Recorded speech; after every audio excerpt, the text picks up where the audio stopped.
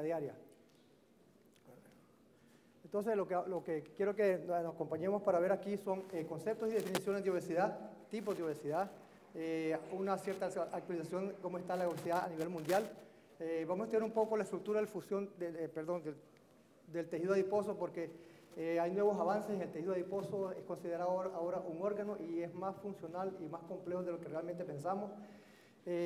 Vamos a ver cómo nosotros clasificamos la lipodistrofias, cómo seleccionamos los pacientes, algunos casos demostrativos y si tiramos algunas conclusiones que nos podemos llevar a la casa. Bueno, estos son más o menos pacientes que nos pueden llegar a visitar a nosotros, ¿verdad? Este es un paciente, pues, está obeso realmente, pues todo, tiene una buena barriga, etcétera, etcétera, y pues yo le puse jojojo porque realmente está riendo, pero no es nada de reírse, ¿verdad? Entonces, estos son más los típicos que nos pueden llegar a nosotros cirujanos plásticos. Ahí está la doctora Diana Fuentes, que podría ser el doctor Armando Moncada. Entonces, la paciente pues, es una paciente distrófica que realmente tiene los brazos obesos, tiene aquí, ¿verdad? Esto no tiene, pues, la cara se le ve fina, tiene alga aquí, pero pues tiene es masculina, realmente, pues, con todo respeto, masculona. O sea, una paciente distrófica, llegando a nosotros que nos diga, por favor, doctor, hágame bella, déjeme como la Jennifer López. Entonces, este es un caso más típico. Esta es una paciente que nos escribió y que pues, viene, pues, que quiere que la operemos, que la dejemos, ¿verdad? Este es un caso que lo vamos a comentar. Este es un caso bastante típico de una paciente que nos viene buscando para resolución. Entonces, los conceptos que hemos tenido a través del tiempo, bueno, ¿qué es obesidad? Pues sobrepeso, pues. Entonces tenemos aumento del peso corporal. Antiguamente decíamos que es gordo, que es relleno, hermoso, obeso. Los médicos comenzamos a decir que obeso, hiperobeso. Antes se listaban los biotipos, el paciente que era normal, el delgado, el gordo, el porte atlético. Se dice pues que la obesidad es aumento del peso corporal, punto que puede alterar la salud. Y está en la lipodistrofia. Lipodistrofia le decimos a distribución anormal de grasa, pero también puede ser lipoatrofia, ¿verdad? Entonces, según la OMS ya se definió, la obesidad es una condición médica en la que el exceso de grasa corporal se ha acumulado al punto de que puede tener efectos adversos en la salud. OMS. Existen varios tipos. La obesidad hipertrófica, que es la más común, que es la que más nos afecta a todos, simplemente es cuando el adipocito, la célula de grasa básica, se aumenta de grasa, es como el músculo. Usted hace músculo, trabaja bastante, se pone grande. Igualito el adipocito, usted come bastante, pues realmente se va a adiposear. Y está la obesidad hiperplástica, que es el aumento del número de células. Esto es genético. Estos son los niños que realmente, o los pacientes que son obesos desde la infancia. Todos esos niños que nacieron gorditos van a ser siempre gorditos toda su vida, ¿verdad? Entonces tenemos obesidad central, que ha recibido mucha atención porque tiene el aumento de la cintura abdominal, tiene correlación directa con enfermedad coronariana. Obesidad mórbida, que ya sabemos que vamos a hablar, pues cuando te da problemas, ¿verdad? O arriba de un índice de masa corporal arriba de 40. Y lipodistrofia, que ya hablamos un poco de eso. Entonces, antiguamente, antes de que existiera la definición de índice de masa corporal, teníamos algo que se llamaba peso teórico ideal. ¿Cuánto debe pesar una persona? Entonces era computado de esta manera. Por ejemplo, una persona tiene 1,75 m, que le quitaba 1, era 75 kilos, igual a 165 libras. Entonces, pero no había relación entre estatura y el peso, y no había relación entre el sexo. Las mujeres tienen más grasa que los hombres relativamente. Entonces, vino la índice de masa corporal, que fue una medida que la OMS adoptó en 1997, y realmente relaciona el peso por metro cuadrado. Eso es una relación que la usó unas compañías de seguro y se comenzaron a usar en medicina. Entonces lo normal es que tengamos de 19 a 24.9 o 19 a 25. Abajo de esto el paciente está subnutrido y arriba de esto pues tiene sobrepeso. Se define 25 a 29.9 como sobrepeso, entre 30 y 40 obeso, y la otra es mórbida, arriba de 40 o cuando ya tiene problemas de esto, ¿verdad? Ahora ya se cambió la definición. Obeso grado 1 es de 25 a 29, obeso grado 2, entonces todos son obesos porque ahora la obesidad se declaró como una enfermedad a nivel mundial. Entonces, lo que importa realmente no es tanto el peso, medimos el exceso de peso para medir la grasa. Entonces, lo importante es el porcentaje de grasa corporal. Un hombre saludable tiene alrededor de 15 a 20% de grasa corporal. Una mujer saludable, las mujeres sabemos que tienen un poquito más de grasa, mejor localizada, 25 a 30%. El índice de masa corporal es una otra medida, cintura abdominal, el coeficiente cintura-cadera y otros que se citan en la literatura ahí, por ejemplo, peso debajo del agua, ultrasonido, medición del pliegue cutáneo, se puede hacer un TAC para medir grasa visceral y esta impedancia eléctrica biométrica, que son medidas que están apareciendo ahí para medir mejor la grasa corporal.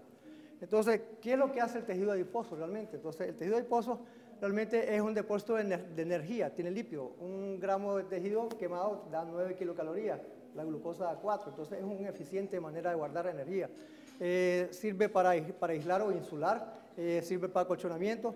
Por ejemplo, en la parte estructural, el tejido celular subcutáneo, las características sexuales secundarias, las mujeres sabemos que tienen distribución diferente de los hombres, ¿verdad? Hay grasa en las mamas, hay grasa en los colchones, los pies tienen un colchón adiposo, las manos tienen también un colchón adiposo, tenemos grasa hasta en los párpados, no en los párpados, en realidad en los ojos, pero es hasta motivo de la cirugía que vienen los pacientes nos buscan, son acúmulos de grasa.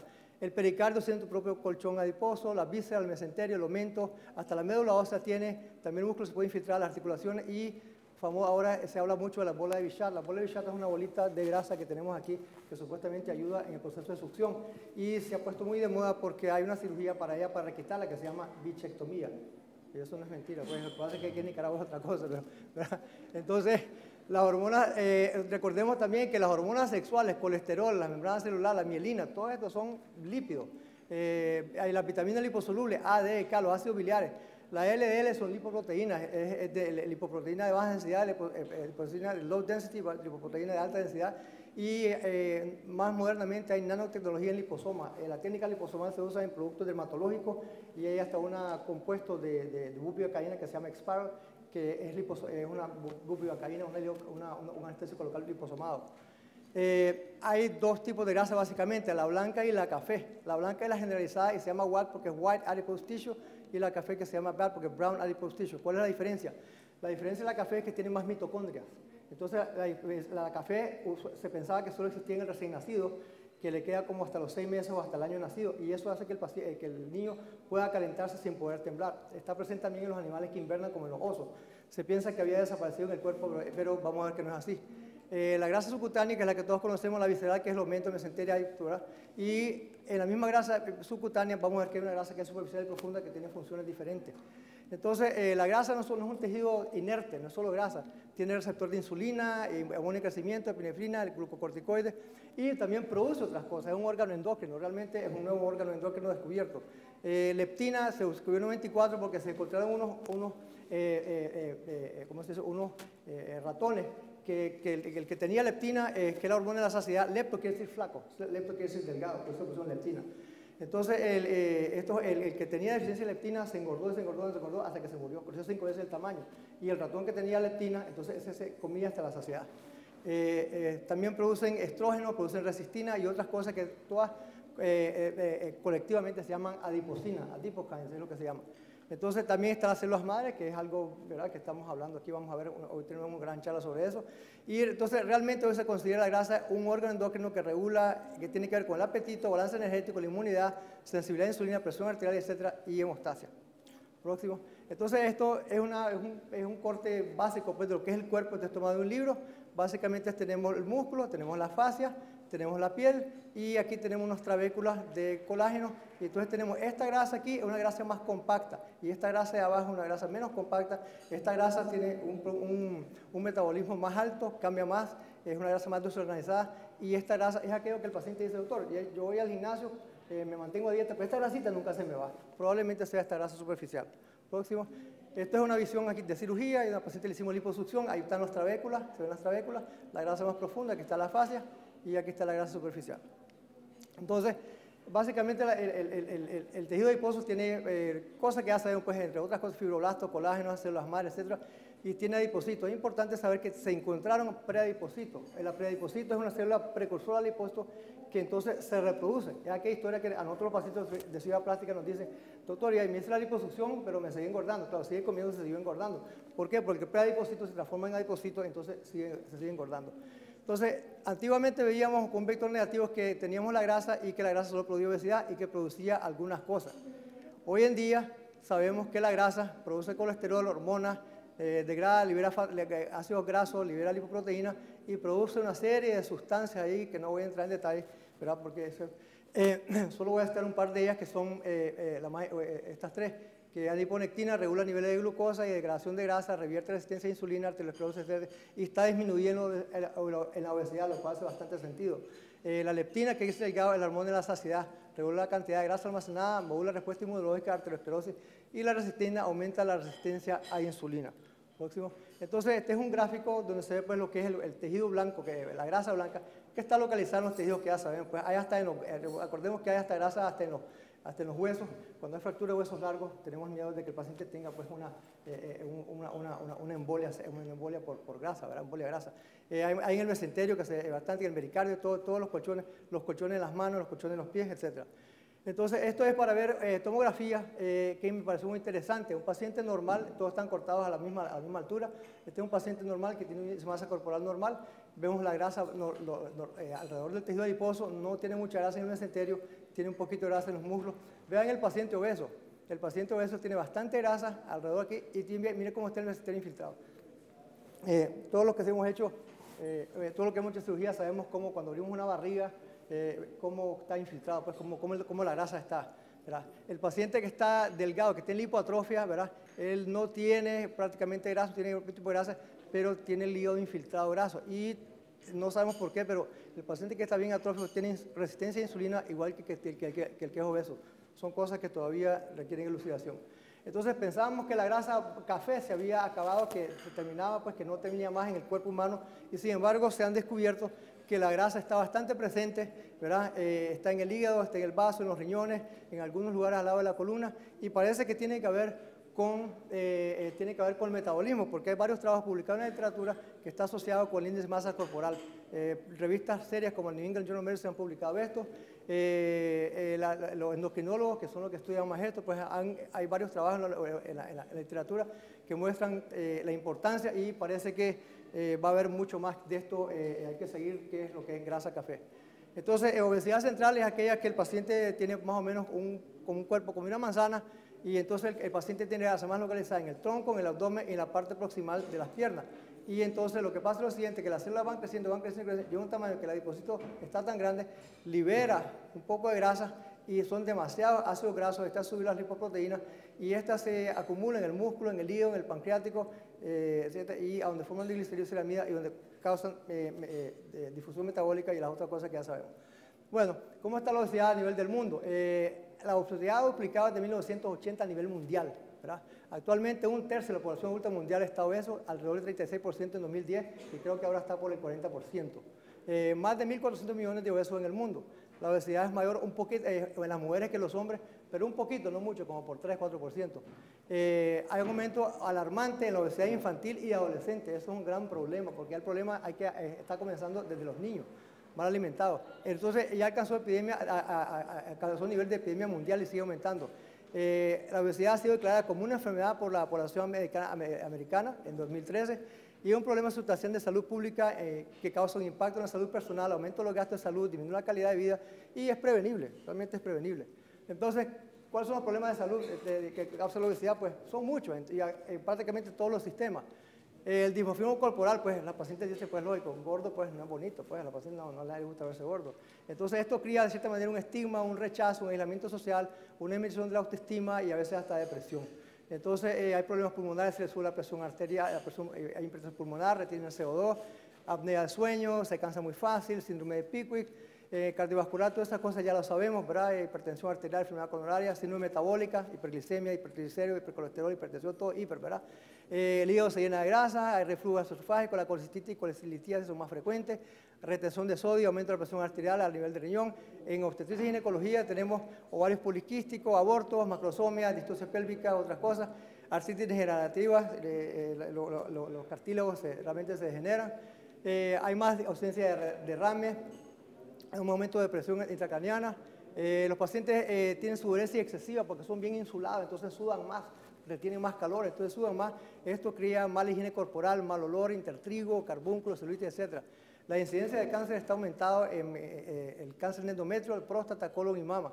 A la hora de operar a un paciente tenemos un riesgo aumentado porque todo el mundo sabemos que las complicaciones quirúrgicas y anestésicas como coágulos, embolias, intubación difícil, que lo vimos ayer en el curso que dieron. Entonces mencionó creo que unas 10 veces lo de intubar pacientes, ¿verdad?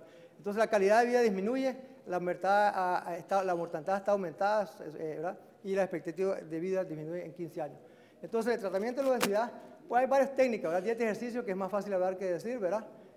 Farmacológico, esto lo menciono porque solo debe ser hecho por médico y como tratamiento coadyuvante. Los pacientes a veces vienen y están tomando pirulina y otros remedios ahí raros, ¿verdad? Pero estos tratamientos solo deben ser hechos como coadyuvante y tienen que ser hechos bajo control médico. No quirúrgico, hay algunas técnicas aquí que son externas de efectividad marginal, ¿verdad? Y no sabemos exactamente cómo funcionan, pero bueno, ahí están.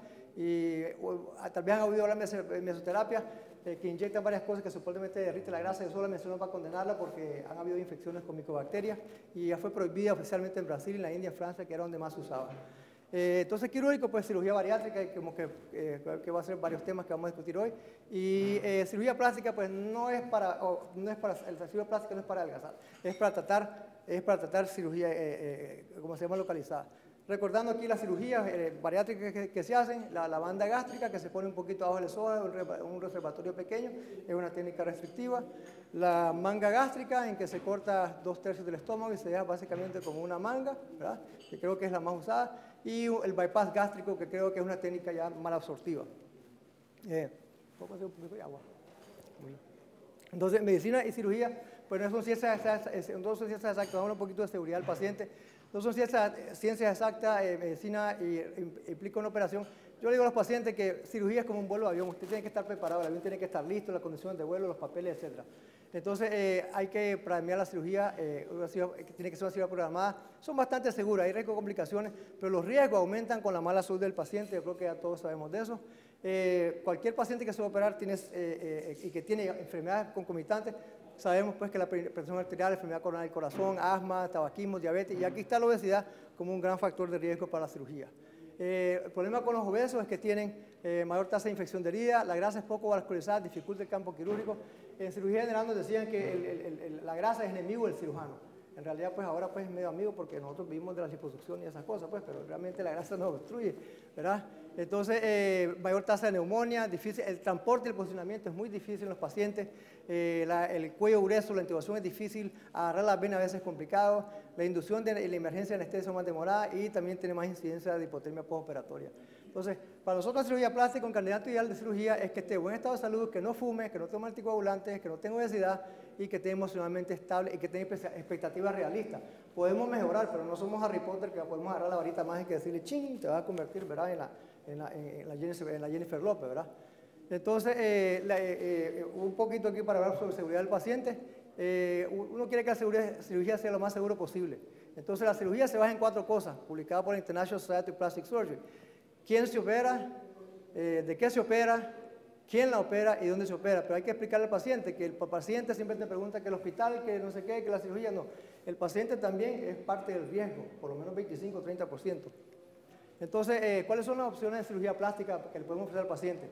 Pues le podemos ofrecer liposucción, lipotomía abdomen, abdominoplastia clásica, circunferencial. Hay varias técnicas que se pueden hacer, ¿verdad?, en cirugía plástica que vamos a explorar aquí. Entonces, la lipodistrofia, según los libros, la clasificamos en 3. Este es de un libro, esto todos lo conoce, doctor, ¿verdad? Entonces tenemos tipo 1, tipo 2 y tipo 3. Yo creo que ahora hay un tipo 4 porque hay pacientes más obesos que esto. Entonces, el tipo 1 es un paciente, ¿verdad?, que tiene exceso de grasa mínimo, moderado, localizado, buena piel elástica, no tiene exceso, no tiene estría y tiene un peso estable. Es básicamente este paciente que está aquí, un poquito de, ¿verdad? El tipo 2 es un paciente que ya tiene un poquito más de grasa, ya tiene un poquito más, ¿verdad? Y entonces es un paciente que tiene exceso de grasa ya moderada, exceso de piel inelástica y tal vez esto puede ser obesidad grado 1, ¿verdad? Y el tipo 3 ya es un paciente que tiene, pues, masivo, ya un paciente que tiene no solo deformidad y todo, ya tiene los tejidos adyacentes están bastante complicados. Entonces, para seleccionar los pacientes para liposucción, muchas gracias. Realmente se reseca. Lo que hacemos es que el paciente tenga grasa localizada, piel elástica sin estrías, y si el paciente tiene sobrepeso ya debe estar en adelgazamiento, porque si no el paciente, pues si no está en un plan de adelgazamiento, el paciente sigue comiendo, se va a engordar y va a decir la liposucción, doctor, lo que viste a mí eso no me sirvió. Claro, pues el predisposito comienza a funcionar. Entonces, considerar grasa abdominal. Los hombres tienen más grasa abdominal que grasa externa, ¿verdad? Diastasis de músculos a veces contribuyen, vamos a ver un caso de eso. A veces la diastasis de músculos es porque la paciente femenina tiene parto o por inactividad física. Hay que siempre preguntarse si los pacientes no tienen hernia, ¿verdad? Diferente el masculino y el femenino. Ya se ha estipulado más que aproximadamente la liposucción máxima en un paciente son 5 litros. Más de 5 litros es meterse a otros problemas, ¿verdad? Entonces, esta es una paciente tipo 1, esta es una paciente como de 20 y pocos años, tiene un índice de masa corporal de 25, 26, tiene algunas estrías, tuvo un parto, tiene un poco de algunos problemitas ahí, le hace una liposucción y es un resultado que se puede obtener, ¿verdad? Entonces, esta es la misma paciente vista de frente, ¿verdad? Tiene aquí a esta adherencia que es normal, un poquito de grasa acá arriba, un poquito de grasa aquí, grasa. Esta es una cicatriz que ya tenía, una paciente tipo 1, liposucción clásica, ¿verdad? Liposucción clásica, que es la liposucción, puede obtener este tipo de resultado. Este es un paciente masculino, 42 años, también dice, doctor, estoy gordo y también quería que le hiciéramos algo aquí porque tenía gordo. Le hacemos una liposucción clásica, ¿verdad? Entonces, y el paciente mantiene peso y puede pues, obtener un resultado bastante aceptable. Entonces, hay varios tipos de liposucción citados en la literatura y tenemos la SAL, que es la succión clásica, que le decimos SAL porque es la de succión, la láser, que se le llama la ultrasonido, que ya no se usa mucho, la que quedó fue una de Basser. Al final del día, según con esto lo que ha habido es que lo importante es la selección adecuada de los pacientes y quién lo opera, y la experiencia del cirujano. Entonces, aquí voy a mostrar un caso de libro que le pusieron a la paciente un Smart Lipo, que ese Smart Lipo es una liposucción por láser. Entonces, hicieron una liposucción, pues un poquito mejoría, pero ahora les voy a enseñar otra aquí. Esta es una paciente que nos vino a nosotros que se quería ver más joven, entonces que se vería más joven porque quería que le compusiéramos el párpado, etc. Entonces, le ofrecimos una liposucción básicamente aquí, entonces de la paciente con una liposucción clásica, pues no necesitamos láser y se pueden obtener resultados pues bastante aceptables. Este es el caso tipo 2 de los que vimos, aquí era una paciente una paciente ya se hace liposucción, aquí no le va a resolver, pues tiene cicatrices, aquí es una sala de emergencia, tiene estrías, tiene tejido caído, tiene el pubis aquí que está también viento para abajo. Usted viene y le hace se hace una lipectomía con una corrección de la diastasis abdominal y la paciente pues queda, lógico, pues que queda una cicatriz, pero bueno, no sé qué es mejor, esto o eso, pues, ¿verdad? Entonces creo que es algo que se le tiene que explicar al paciente. Esta es otra paciente también tipo 3 que tal vez podía haber sido una liposucción, pero ya tenía una cicatriz que no se ve aquí y estaba un poco distrófica, etcétera, etcétera. Entonces nosotros le hicimos un tummy tuck que se llama una abdominoplastia clásica. Próximo. Esta es una paciente tipo 3 de las que vimos allá, la primera que vimos, la tipo 3. Esta es una paciente que de 44 años, índice de masa corporal 34, relativamente alta. Ella ya había perdido 50 libras. Y entonces lo que tenía pues era este exceso aquí, ¿verdad? Que se puede ver mejor aquí, ¿verdad? Lo que podemos ver aquí es que esta paciente, aquí está la línea básicamente de la adherencia del abdomen y lo que tiene es este panículo adiposo. Pues entonces yo le llamo una cirugía más reconstructiva o prácticamente higiénica, pues, ¿verdad? Entonces ahí está la cirugía para que vean el tamaño pues de los colgados que quedan arriba. Aquí se hace la aplicatura del sifoide al pubis, se reconstruye la pared abdominal y después se resecan estos dos, que son dos triángulos, que es esto aquí, se hace el sifoide puboide, usted agarra el borde medial de cada borde y lo sutura de nuevo, restableciendo pues la estructura de la pared abdominal. Entonces eso es lo que le quitamos a la paciente. Estos son dos triángulos que salen, estos triángulos pesaron un poquito más de 12 libras, está el doctor Leonel Cerda que me ayudó en esa cirugía. Estos son los dos, ¿cómo se llama?, que le quitamos. Aquí está la paciente, viste, en postoperatorio. Ya el postoperatorio inmediato se le pone en dreno y entonces la paciente pues queda mejor, queda bastante mejor, pues, pero como le digo, pues no somos magos, somos Harry Potter, ¿verdad? ¿Cuándo hacemos una abdominoplastia? Hacemos una abdominoplastia cuando tiene los tres componentes alterados: la piel con estrías, cicatrices, ombligo, el monte pubis caído, la grasa aumentada y los músculos separados. Entonces si es menos que eso, hacemos liposucción o una lipo mini abdomen. Esta es una paciente que le decimos lipo mini abdomen porque, bueno, tiene algunos problemitas, pero tiene una cicatriz mala, tiene un poquito de grasa, pero no está tan mal. Entonces, si solo hace liposucción no resuelve. Lo que hay que hacer aquí es quitarle un poco aquí esta piel y hacerle una liposucción, lo que llamamos lipo mini abdomen. Y ahí está la paciente después operada. Con costo se le ve aquí una cicatriz que le hicimos un poquito más grande que necesaria, un smiley, le dio un sonrisal aquí abajo. Y ahí está la paciente vista de perfil, ¿verdad? Que esto es aproximadamente 40 días después de cirugía, que se le ve mucho mejorado el contorno. Entonces, esta es una paciente que, siguiendo esas normas, pues esta paciente vino para que mejor dicho, me escribió para que lo operáramos. Entonces, tiene un índice de masa corporal de 37, 54 años, entonces yo le dije que realmente que no creía que era buena cirugía. El paciente creo que tiene que adelgazar, tiene demasiado tejido adiposo, aunque usted le quite una parte aquí, no creo que le va a mejorar y le va a arriesgar a una cirugía con cierto riesgo. Próximo. Este es un paciente masculino que vino al comienzo. El paciente no está preocupado, está paciente con 30, lo mismo con índice de masa corporal 33.7. No está tan preocupado con la grasa de aquí. La grasa de aquí que tiene, lo que está preocupado es con este panículo adiposo, ¿verdad?, que tiene aquí, que se le ve que si lo pone para arriba le sobra, si se pone para abajo también le sobra, etcétera, etcétera. Y la que estaba preocupada más creo que era la esposa. Entonces, pues lo mandamos a bajar de peso y después se le dará una liposucción y se le hará una paniculectomía que se llama aquí. Entonces, esta es una paciente, disculpen la foto que está un poco oscura, esta es una paciente de 105 libras posparto y entonces la paciente delgadita y tiene una gran barriga y uno dice, ¿por qué? Pues porque no tiene, ¿será que tiene patología abdominal? Bueno, simplemente acuesta a la paciente, la pone en posición horizontal y la manda a levantarse y eso es lo que se ve. Entonces, cuando hablamos de diastasis de los rectos, separación de los rectos, esto es lo que se ve. Pues esta es la separación y una vez que usted le compone esto, la barriga pues vuelve básicamente a ser lo normal. Pues. Entonces, resumiendo, ¿verdad? En conclusiones, obesidad es un factor importante de riesgo para cualquier cirugía. Los pacientes obesos tienen un mayor número de complicaciones estéticas y quirúrgicas. El paciente obeso, recordemos, el paciente obeso es un paciente enfermo. ¿Okay? Lo más recomendable, por lo menos para cirugía plástica, es que pierda peso antes de operarse. Yo sé que eso no es tan fácil, pero por ahí tiene que irse.